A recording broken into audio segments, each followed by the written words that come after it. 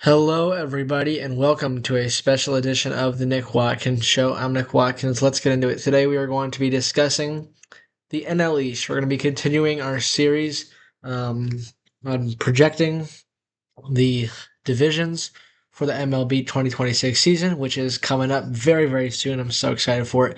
And we're going to be we're not starting off, we're going to be continuing with the NL East. We did the AL, go check out those episodes.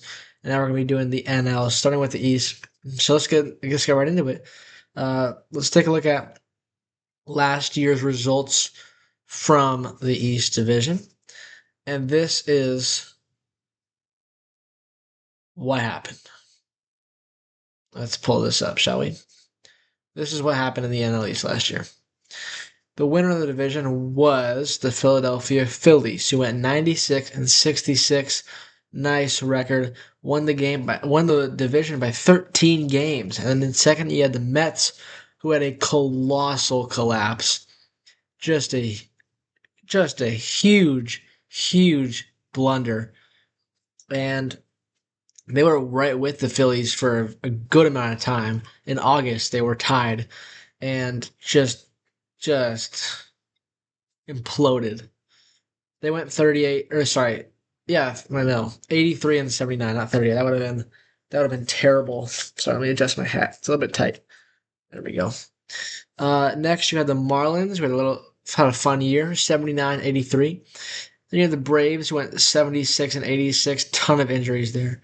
And then you have the Washington Nationals, who went 66-96. So the Phillies won the division, only team out of that um,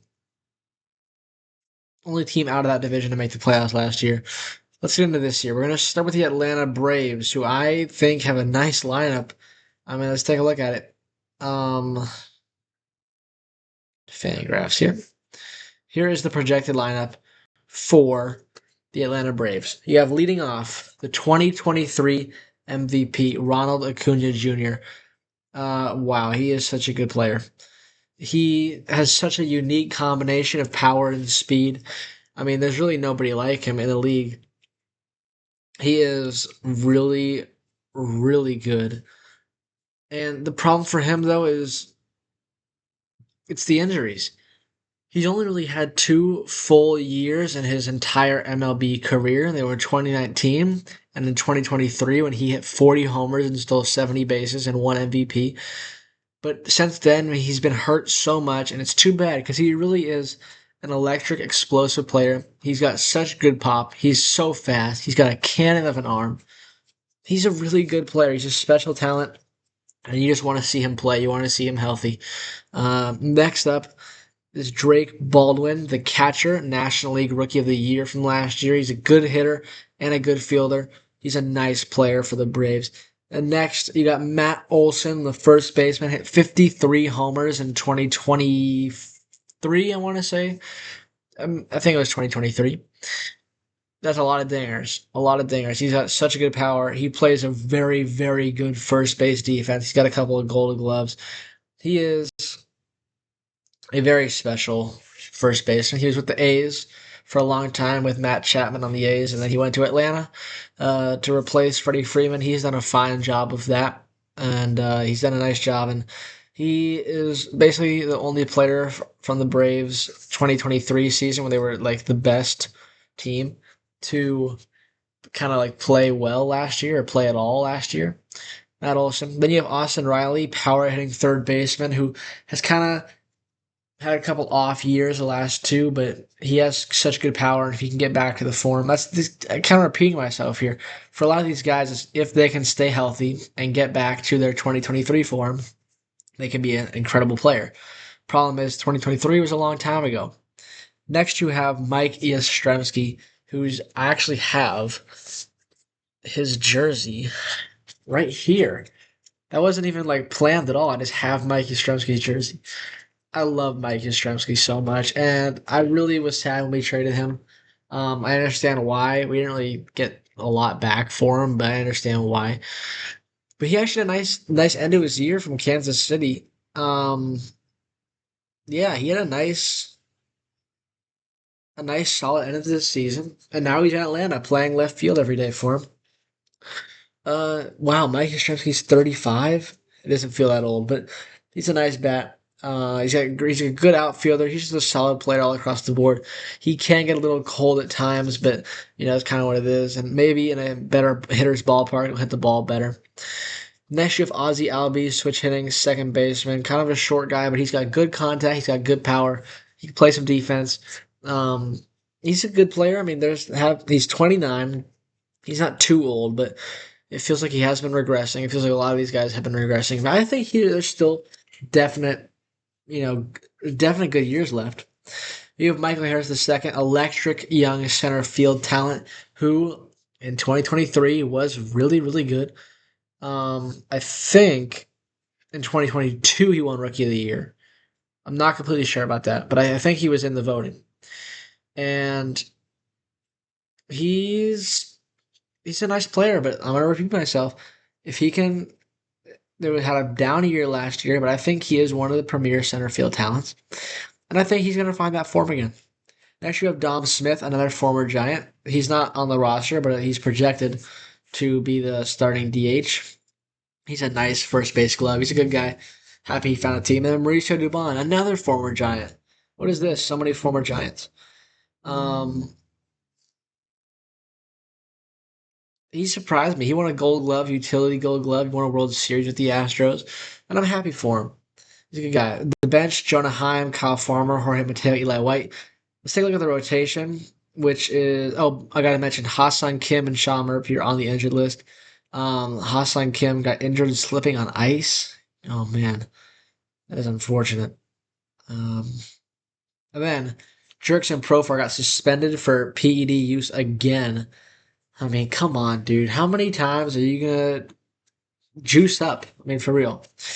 Let's take a look at the rotation, which I find to be very good when healthy. That's the kind of the key thing here. Chris Sale, 37-year-old Chris Sale. He won a Cy Young in 2024. He was so unbelievably good in 2024. Last year, injured. That's just what happens, man. Everybody's injured.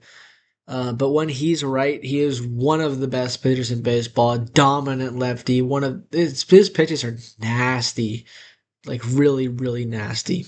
And if he can just stay healthy, then he'll be Chris Sale, and that's scary. Next, you have Reynaldo Lopez, who's also an older guy. Spencer Strider, who in in 2023 was really, really good. The fastball is kind of ticked down a little bit, mostly because of injuries. He's been very hurt. But I think, if he can stay healthy, he's one of the best pitchers in baseball. You have Grant Holmes, who's a nice arm. You have Bryce Elder, who's a young-ish arm. I feel like he's a lot younger than I think he is, but he's 26.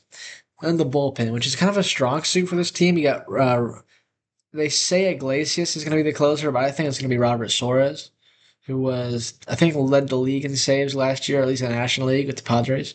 Now he's a Brave. Iglesias, Lee, Kinley, Aaron Bummer, who I think is pretty good. Payam, so like Suarez. Um, Injured pitchers, there's a lot of them. Spencer Schwellenbach, who is another one of those good strikeout pitchers for the Braves. He's on a 60-day IL. He might be out for the year. Smith Shawver, Waldrop, Wentz, Daysbel Hernandez, Joe Jimenez, and Danny Young. Lots of injuries there. But the Braves lineup, I mean, Acuna, Sale, Olson. I mean, you can even go on the list. Riley, Albies, Harris, Strider. When they're healthy, they're one of the best teams in baseball. But the problem for them has been the health. They just can't seem to stay healthy. Move on to a little bit of a fun team here. The Miami Marlins, the team on my hat. Oh, this is an older logo. This is a fun team. They have some nice. Where is Kyle Stowers? He's injured. Let's make sure he's okay because I don't want to make a big point. That's very recent.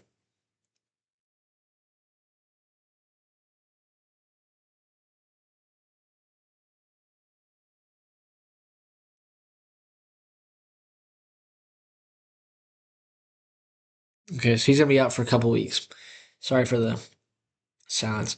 Um, the big play on this team is Cal Stowers, traded to the Marlins. He was one of the prospects they got back from the Trevor Rogers deal. And Trevor Rogers, he's pitching. He's pitched actually excellent in September for the Orioles, but this we're not talking about the Orioles. We're talking about the Marlins. And Kyle Stowers broke out last year, All Star, one of the exciting young left fielders we've been talking about. He's a great, great, great player, and I think the Marlins have plenty of pieces around him as well. But I bring him up first because he's on the injured list. He's going to be out for a couple of weeks, which is too bad. But just letting you know that's why he isn't there. But he is an electric young talent, the best player on this team. He is very good. Next, you have Jacob Marcy. He's leading off in center field. I've heard his name before, but he seems kind of young. They got him back for Arias. Xavier Edwards. He's a nice switch hitter. He plays second base, and then Otto Lopez is the shortstop. They actually switched positions midway through the year. It was flip flop, and then they switched, and now they're just like, this works better. So Xavier Edwards is the second baseman, switch hitting shortstop. He gets high average, good fielder. The catcher is Augustine Ramirez, who can play every position, but it seems like he's not going to be playing catcher for much longer. The defense is not very good. The DH is Liam Hicks. I'm not really sure who that is, but hey, I think he can be a good player. I always think anybody can be a good player. Otto Lopez, who was with the Giants in spring training, we let him go, and I wasn't happy about it, and rightfully so, because now he's turning into a very, very good shortstop for the Marlins. He's a nice young player. Griffin Conine, that name sounds familiar. Why? I don't know. Name sounds familiar. Christopher Morel, he was a Cub. He can hit the home run ball. Owen Casey, that name also sounds familiar. How'd they get him? Um, was it a Cabrera deal? Owen Casey. Oh, I know why it sounds familiar. It's because he was on Team Canada and he played very well for him. Yes, that's right.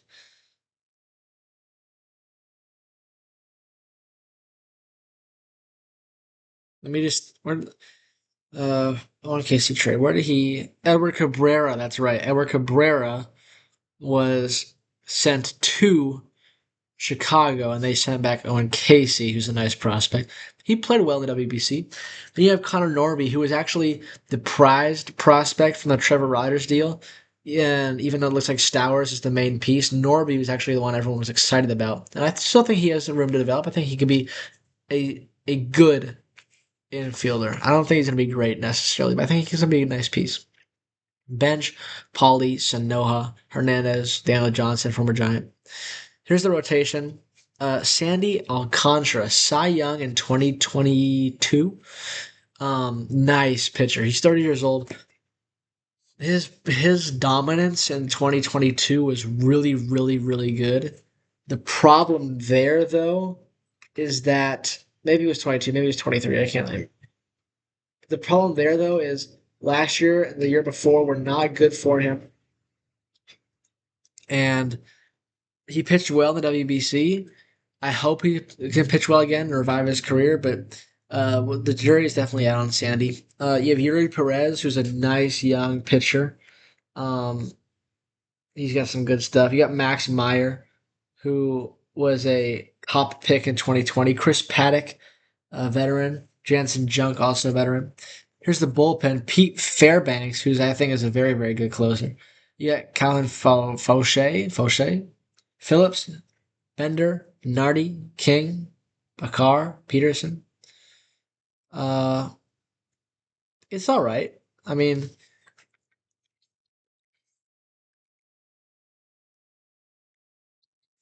sorry, I'm thirsty. Yeah, it's all right. I mean, the bullpen is. I like Fairbanks. Not a lot of the other guys though. The rotation, the top half is strong. Maybe Meyer can develop into somebody good. Maybe he can be somebody good. Um,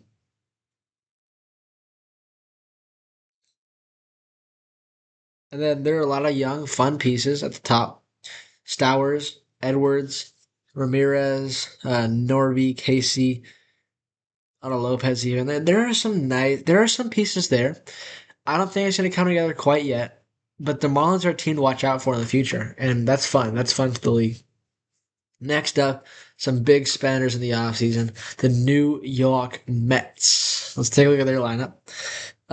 It is it's good. It's good. Leading off, Francisco Lindor, Guardians shortstop, came to the Mets in 2021. That was that's a long time ago. Jeez. But he is a very, very good player. Um, and he had MVP votes. I think he finished second in 2024. Last year, I mean, he was all right. Well, I say he was all right. I mean, he was like a near all. I think he was an all star. Actually, I'm not. He was an all star. That's who he is, man. Perennial all star. He's a great, great player. Switch hitting shortstop. He can do it all. He can hit. He can run. He can field. He's a baller. And I don't want to say he's underrated. I feel like I don't appreciate him as much, so I should appreciate him more. Next up is a guy that's how is this guy 27? Juan Soto. It feels like he's like 34. He's 27 years old. Left fielder Juan Soto for the Mets signed a mega deal in the offseason, two off seasons ago. It's like 15 years or something like that. 15, like 730, 740, 750, 760, something like that. He is a special, special hitter. I mean, the speed. He stole 40 bases last year. I mean, how did that happen? I was gonna say he's not that fast. He went 40-40 last year. Why was he stealing bags like that so much? He's not even that fast. I guess he is. I mean, he's still that's so crazy that he went 40-40 and the Mets missed the playoffs. Maybe that's why this roster looks completely different from last year. And that's kind of the big story is they they moved on from a lot of the older core guys and they brought in new guys to make this new identity.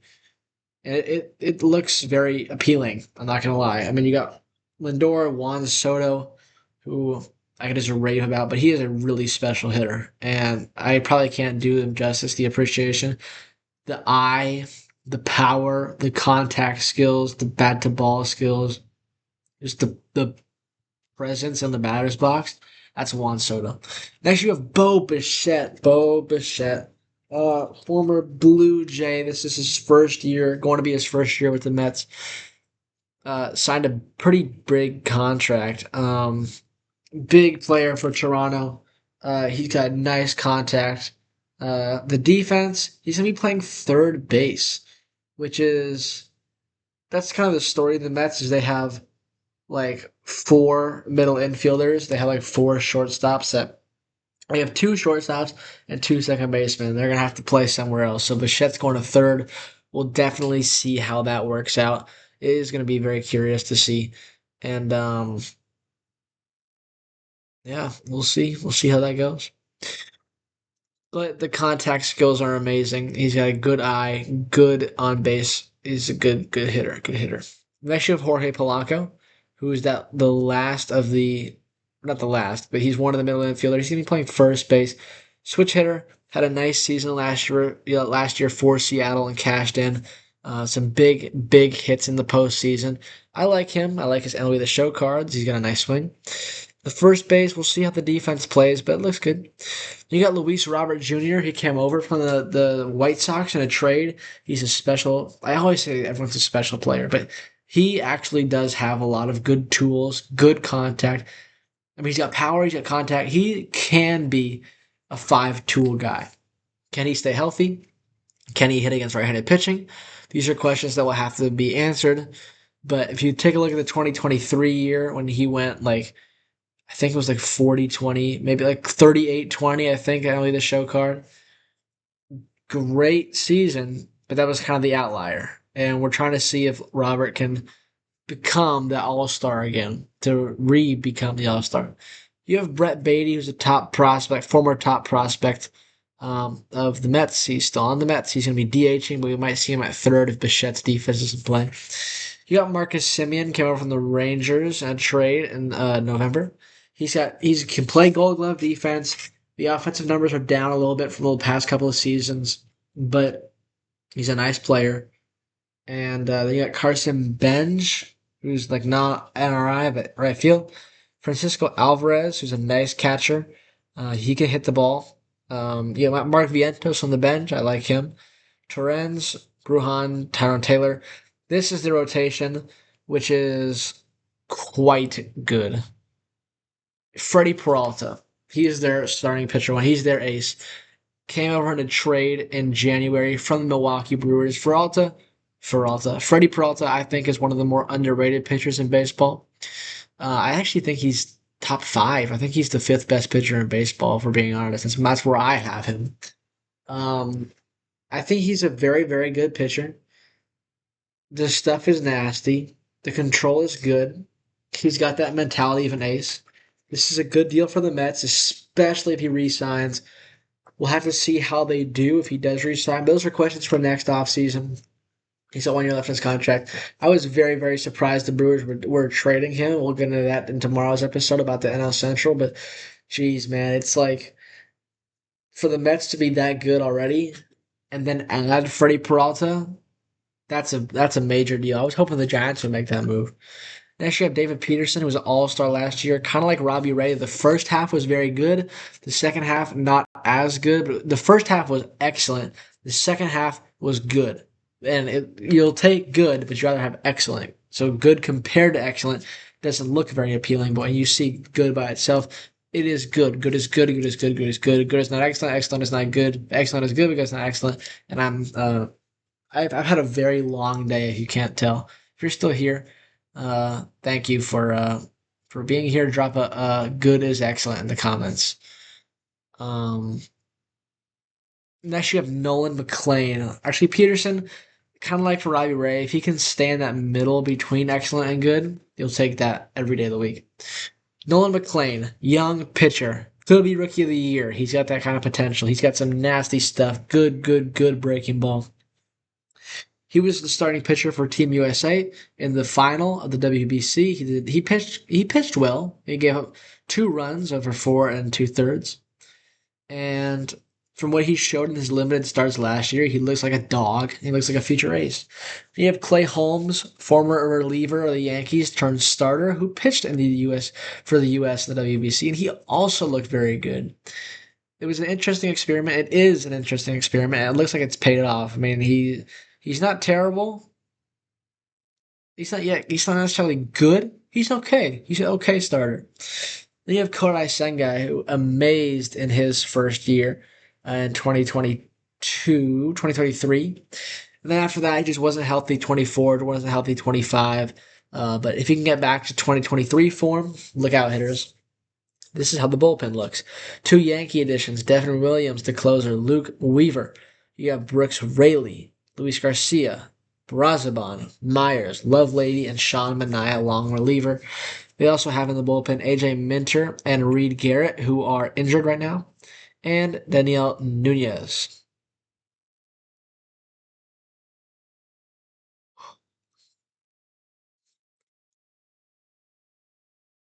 Sorry, I'm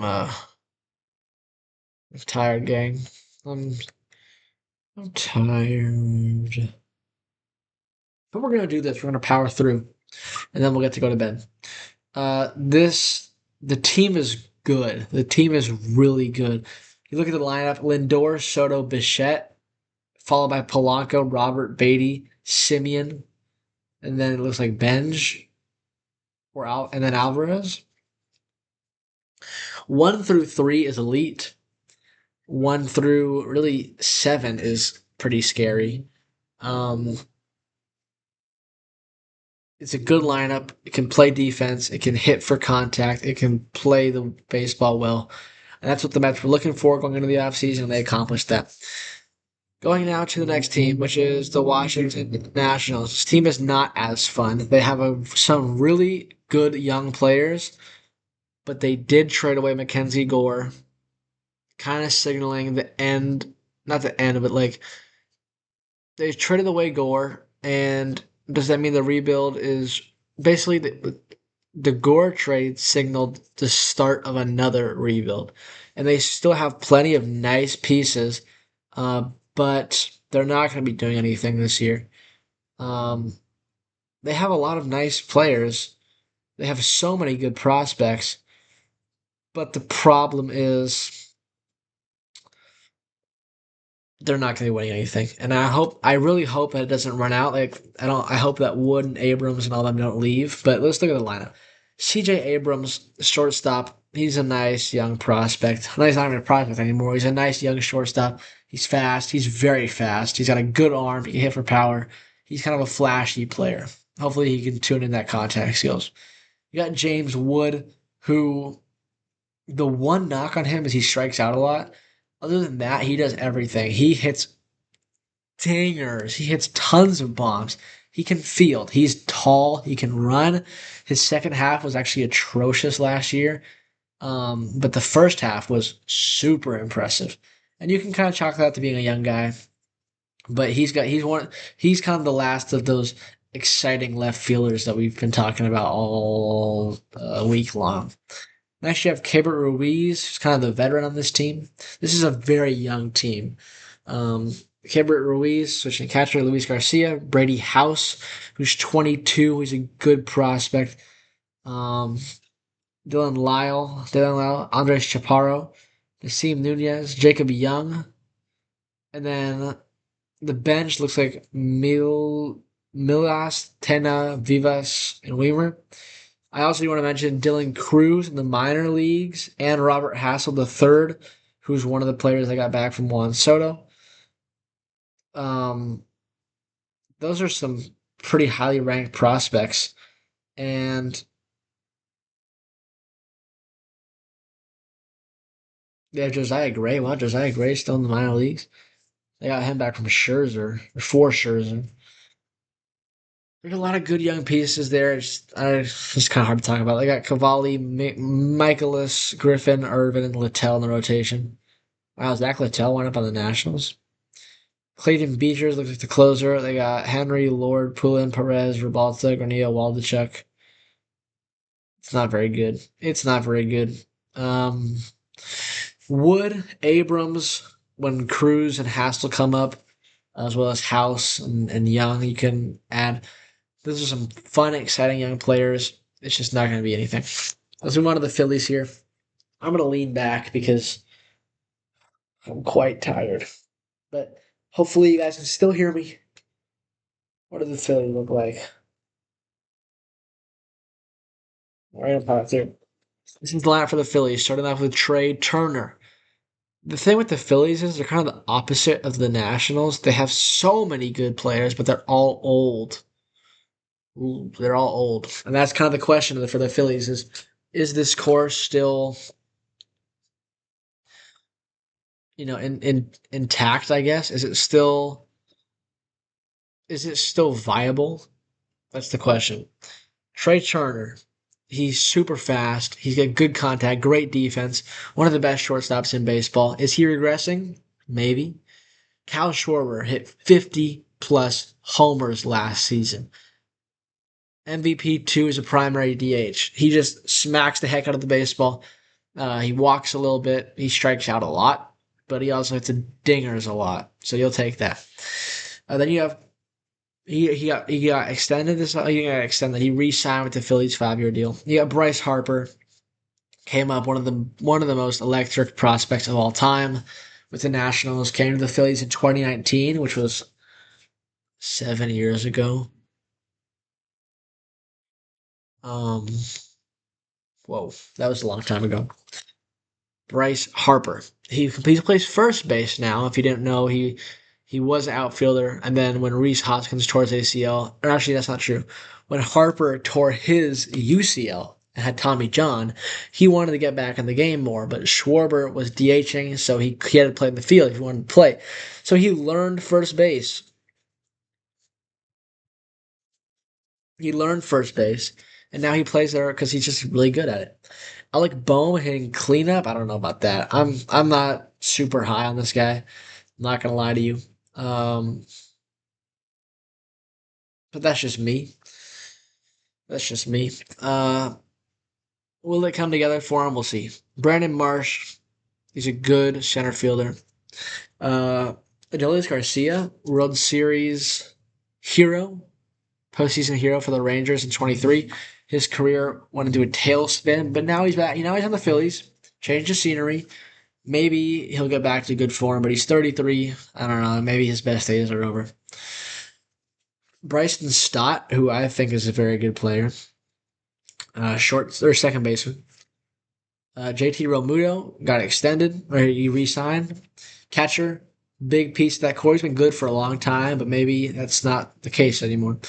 Justin Crawford, who's one of the young players. He's Carl Crawford's son. He's one of the young players these Phillies have been developing for the past couple of years. They've had so many good players on the major league roster, that whole core: Turner, Harper, Schwarber, Realmuto. Um, and now some of the young guys are starting to come up. And one of them is Justin Crawford. Um, you have Marshawn, Sosa, Kemp, and Moore on the bench. This is the rotation.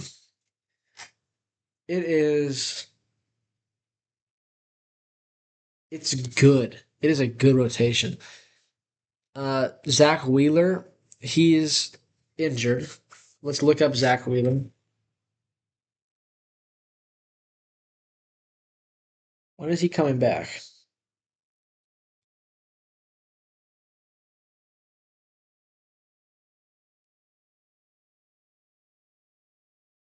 I want to know when Zach Wheeler is returning.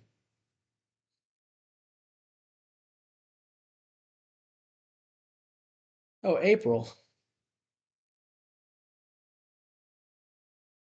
Oh, that's fine. This okay. Recovering from a major injury, so good in 2024. Will he be the same Zach Wheeler? I'm not sure. He is old, 35, almost 36. I don't know. We'll have to see. We'll have to see about Zach Wheeler. Thankfully for the Phillies, they have so many other pitchers who can fill that void, including Cy Young 2 from last year, Christopher Sanchez, left-handed pitcher, dominant arm, filthy changeup, good stuff. I remember watching him earlier in the year against dominate against the Giants. I'm like, who is this guy? He's Christopher Sanchez. He's made a name for himself. He's the real deal. He's legit, and he is the ace of this Philly staff. Followed by Aaron Nola, who had a bad year last year, but the years before that are very, very good for Aaron Nola. Homegrown, 1-7 back in 2014, and he's been with the team his whole career. And a lot of those years have been very, very good. Last year, not good. He pitched well in the WBC. Maybe that's a sign of things to come. Jesus Luzardo got extended this offseason quite recently. He's a left-handed pitcher with the A's, then they went to the Marlins, and then it's actually drafted by the Nationals. Drafted by the Nationals. Nationals, A's, Marlins, Phillies. He's a good pitcher. Taiwan Walker, is he still there? I don't know. We'll have to see. And then Andrew Painter, who's the other kind of young prospect that the Phillies have been developing that is finally cracking the big leagues. Andrew Painter. Is he going to be good? We'll see. They're saying he's going to be good. I think he will be good. I think he's going to be great. The problem. The question is when. I don't think this year. The bullpen is also very good. Yohan Duran, closer, came over from the Twins in the trade, electric.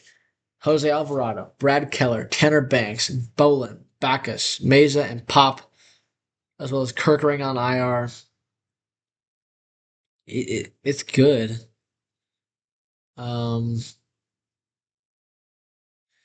we're gonna try and wrap this recording up right here because, guys, I am quite frankly I'm exhausted. So let's do this. That's what I take for the Phillies. The lineup is very good. It's been one of the best lineups for the past couple of years. The real question is it still good? Is it still gonna be able to play a full 162? We'll see. I've been thinking about the NL East and where I predict they're gonna end and the standings. I've been thinking about this for a legit month, and I'm still pretty much undecided on who I'm going to take to make the playoffs and miss the playoffs. We'll start bottom up. I think the Nationals are finishing fifth. They have Wood, they have Abrams, House, Hassel, Cruz will be up soon, but they don't have any pitching, and they're in a full rebuild with the first year manager. I'm taking the Nationals to finish fifth by a good margin. Next, I have the Marlins finishing fourth. The Marlins have a lot of fun pieces. The problem is, I don't think those fun pieces are going to be enough to make the playoffs, especially against these other teams. I think Stowers is a nice player. Edwards, Norby could be good. Lopez, Aesthetic Xavier Edwards. Maybe Sandy will be somebody. You got Augustin Ramirez. But I just don't think it's enough. I think in a couple of years they're going to be a scary team if they can do this rebuild correctly and they can add some more pieces. Maybe they develop a couple more guys and they find some pieces to go around Stowers offensively, maybe in the outfield. But I just don't think it's enough. They might go 80 and 82, maybe 81 and 81. That's kind of a little bit much. They got very hot at the end of last year. But you can expect some fun moments, just not enough to make the postseason. Now, this is the moment that I've been waiting for a month to decide, make my prediction on who is going to make the playoffs, who's going to win the division, who's going to make the wild card, and who's going to miss the playoffs entirely. I have the New York Mets winning the division. The team is very good. I mean, you look at the pitching, that's not even the main story. The lineup is the main story. Bichette, Soto, Lindor. Three elite players. Soto is probably the third best player in baseball. I mean, Witt got an argument. He's probably the third best hitter in baseball. Lindor can do it all. Bichette can do it all. Except maybe Fields. We'll see. That's their big three. They got Polanco. They got Beatty. Simeon now as well. The team, the lineup is very good. The pitching is also very good. These both of them are elite. The bullpen can be good. We'll see how the Yankees fit their way into the bullpen. But the pitching rotation, I think, is kind of the difference, as well as the whole team. It's just the pitching is better than the Phillies, and the lineup's better than the Braves. So I'm taking them. Um, it's a very good team. I'm taking them. I mean, you got Peralta, Peterson, McLean, Holmes, and Senga. It's a 1 through 5. All have potential to be all stars. Now, this is the big question. I've gone back and forth on this so much. From the Braves and the Phillies, who's making the playoffs, who's missing it?